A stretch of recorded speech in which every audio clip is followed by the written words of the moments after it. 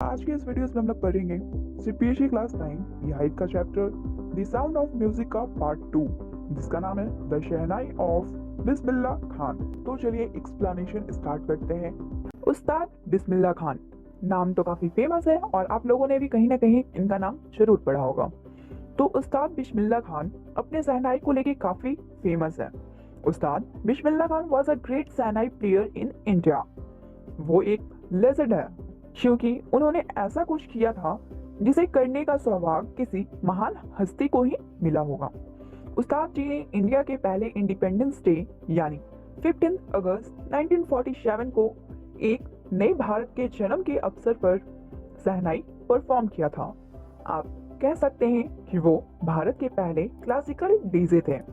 15 अगस्त 1947 को ही भारत के पहले प्रधानमंत्री पंडित जवाहरलाल नेहरू ने अपनी famous speech tryst with destiny दी थी। उस्ताद जी ने पूरा वर्ल्ड घूमा है और उनके शहनाई में कुछ ऐसा जादू था कि जिसे सुनने वाले बस खो जाते थे। तो चलिए अब हम लोग उस्ताद जी के चाइल्डहुड, एडल्टहुड और उनकी अचीवमेंट के बारे में पढ़ते हैं। ऑब्वियसली वो जन्म लेते हैं उस्ताद तो नहीं बने होंगे, तो जानते हैं कि आखिर कैसे बिस्मिल्लाह खान बने उस्ताद बिस्मिल्लाह खान। तो चलिए हम लोग डिटेल जानते हैं। कहा जाता था कि औरंगजेब में पुंगी पुंगी एक इंस्ट्रूमेंट का नाम है, तो पुंगी नाम के एक इंस्ट्रूमेंट को बैन कर दिया गया था अपने दरबार में। उन्हें लगता था कि पुंगी बहुत शोर मचाती है।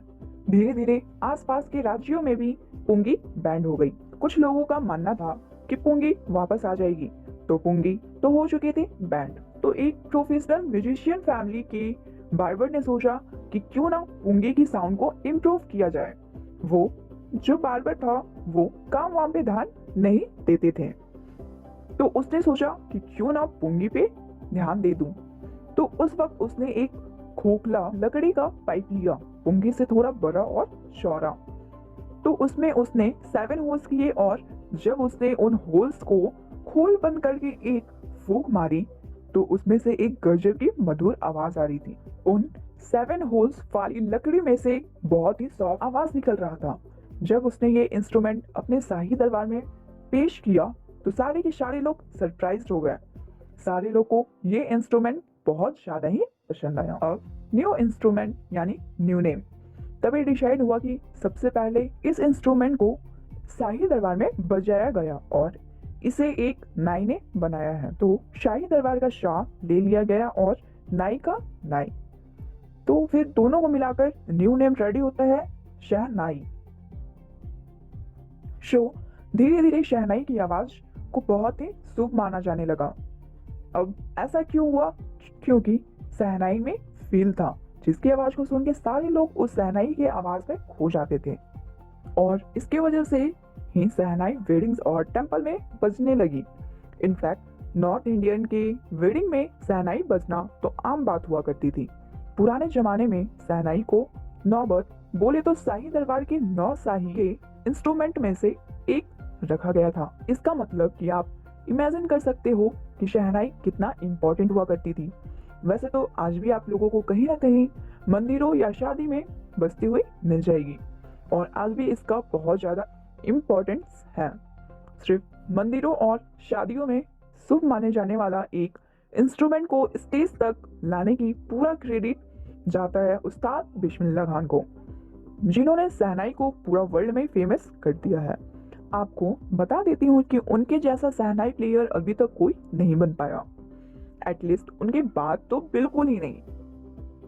फ्लैशबैक में चलते हैं तो पता चलता है कि बिस्मिल्लाह खान सिर्फ 5 इयर्स के थे तब गुल्ली डंडा खेला करते थे, जिंदगी के मजे लेते थे। कहते हैं ना, जल ही जीवन है, वैसे ही बचपन ही जीवन है।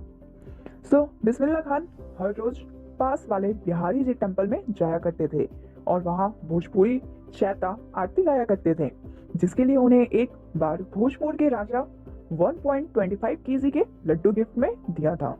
उस्ताद जी भारत की शान शान मान सब थे, यानी यही कारण है कि उन्हें 2001 में इंडिया की सबसे बड़ी सिविलियन अवार्ड भारत रत्न से सम्मानित किया गया था। बिस्मिल्लाह खान का जन्म 21 मार्च 1916 को बिहार के बक्सर डिस्ट्रिक्ट के डुमरांव के इलाके में हुआ था। वो एक म्यूजिकल फैमिली से बिलोंग करते थे। उनके दादा रशौल बख्श खान भोजपुर किंग के दरबार में शहनाई नवाज भी किया करते थे, यानी वो एक्सपर्ट थे। वहीं उनके फादर पैगंबर बख्श और उनके चाचा नाना सब बहुत ही बड़े प्लेयर थे। आप कह सकते हो कि संगीत और शहनाई उनके खून में थी, रग रग में खुली हुई थी। बिस्मिल्लाह खान ने काफी छोटी उम्र से ही पकड़ लिया था और जब वो 3 साल के थे तो वो अपनी मम्मी के साथ मामा जी के यहाँ बनारस गए थे और वो हैरान थे अपने मामा को देख के, क्योंकि उनके मामा बहुत ही अच्छा शहनाई बजाते थे। धीरे धीरे बिस्मिल्लाह खान अपने चाचा अली बख्श के साथ विष्णु टेम्पल जाने लगे, जहाँ अली बख्श घंटों तक शहनाई बजाते थे और बिस्मिल्लाह खान सुनते रहते थे और फिर वो पूरा दिन प्रैक्टिस करते रहते थे। इसका मतलब कि वो पूरा उत्सुक रहते थे सीखने के लिए। आगे के कुछ सालों तक बालाजी टेम्पल और गंगा किनारे बिस्मिल्लाह खान के लिए परफेक्ट जगह बन गई थी। वो वहीं पे प्रैक्टिस किया करते थे। गंगा की बहती नदी ने उन्हें बहुत ही इंस्पायर किया और उन्होंने बहुत सी राग यानी धुन बना डाली, जिससे कि पहले शहनाई की औकात के बाहर मानी जाती थी। मतलब उन्होंने बहुत ही अच्छे धुन बजाना स्टार्ट कर दिया। वो 14 साल के थे तो वो अपने चाचा के साथ इलाहाबाद म्यूजिक कॉन्फ्रेंस में गए थे।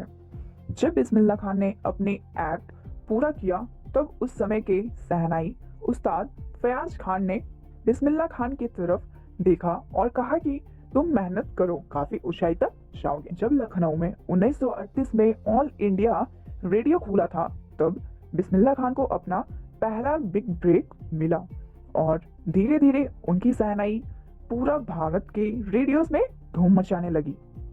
जब भारत आजाद हुआ था 15 अगस्त 1947 को, तब बिस्मिल्लाह खान फर्स्ट शहनाई प्लेयर थे जिन्होंने देश की आज़ादी पे शहनाई प्ले किया था और उन्होंने अपने नए भारत के लोगों के लिए शहनाई बजाकर स्वागत किया था। और वहीं पे पंडित जवाहरलाल नेहरू भी बैठे हुए थे। उनके बाद ही पंडित जवाहरलाल नेहरू ने अपना स्पीच ट्रस्ट विद डेस्टिनी दिया था। बिस्मिल्लाह खान ने बहुत से यादगार परफॉर्मेंस दी है, इंडिया में भी और अब्रॉड में भी। अब्रॉड मतलब विदेश में भी। उनकी पहली अब्रॉड परफॉर्मेंस अफगानिस्तान में थी, जहां के राजा जाहिर शाह उनसे इम्प्रेस हो गए थे कि उन्होंने बहुत से प्रीसियस आइटम जैसे कि पर्शियन कारपेट्स जैसे बहुत सारी चीज उन्हें यादगार के रूप में गिफ्ट में दिया था। सिर्फ अफगानी राजा ही नहीं बल्कि एक इंडियन फिल्म डायरेक्टर जो विजय भट्ट थे, वो भी इनके काम से इतने इम्प्रेस थे कि उनके रिस्पेक्ट में एक फिल्म को बना डाला जिसका नाम था गूंज उठी शहनाई। ये फिल्म सुपर हिट रही और उस्ताद जी ने गाना भी गाया था इसमें जिसका नाम था दिल का खिलौना टूट गया। इतने अच्छे सक्सेस के बाद उस्ताद जी फिल्मी दुनिया से दूर रहे। उन्होंने 2 ही मूवीज के लिए म्यूजिक दिया। पहला जो गूंज उठी शहनाई बाय विजय भट्ट, दूसरी थी सनादी अपन्ना बाय विक्रम श्रीनिवास।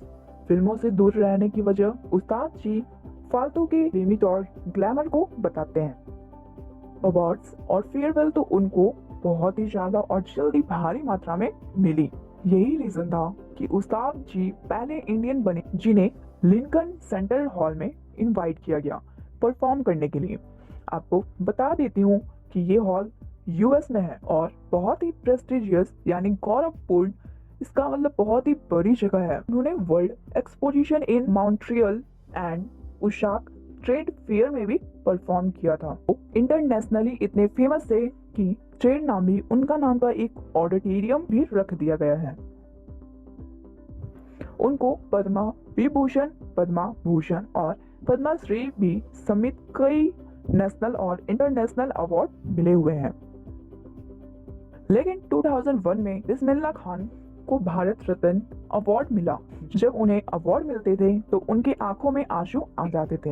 एक बार उन्होंने कहा था, हमें अपने बच्चे को क्लासिकल म्यूजिक जरूर सिखाना चाहिए क्योंकि म्यूजिक भारत के सबसे महंगी विरासत और परंपरा है। वेस्टर्न कंट्रीज तक हमसे म्यूजिक सीखने आते हैं।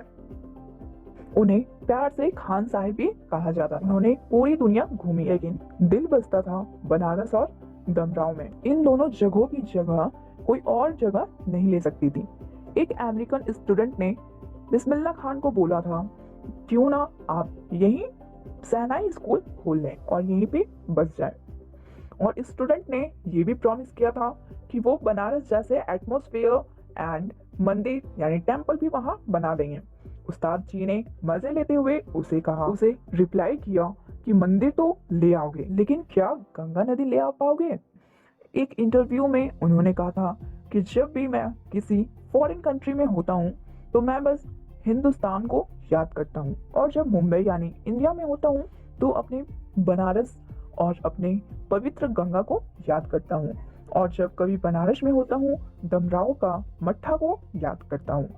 उस्ताद जी का मन कहीं नहीं लगता था। बिस्मिल्लाह खान की लाइफ एक परफेक्ट एग्जाम्पल है ये समझने के लिए हमारी भारत कितना रंगीन और अमीर है, पैसों से नहीं लेकिन हिस्ट्री तो बिल्कुल रिच है। आप खुद देख सकते हो, भारत का एक मुस्लिम लड़का जो हर सुबह नेचर को फील करते हुए काशी विश्वनाथ टेम्पल में शहनाई बजाया करते थे। तो आपको तो समझ में आ रही होगी कि क्यों उन्हें भारत का रत्न कहा गया है।